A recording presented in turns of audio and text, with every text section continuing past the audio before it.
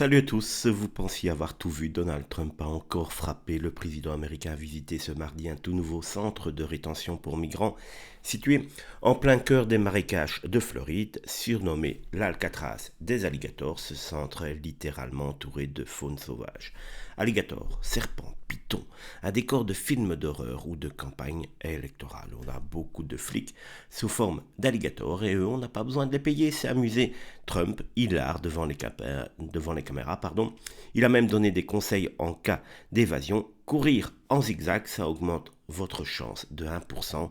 On est rassuré. L'installation montée en une semaine sur un ancien aérodrome des Everglades est déjà dénoncée comme inhumaine par les ONG, des cages grillagées, des lits superposés et pour toute clôture, la nature elle-même. L'idée, dissuader les migrants par la peur, dans une version grandeur nature de Jurassic Park, version MAGA.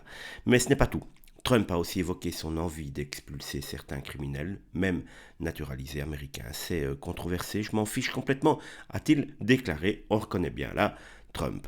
Le gouverneur Ron DeSantis en rajoute une couche. Pourquoi vouloir rester ici quand on peut partir avant de se faire croquer par un alligator?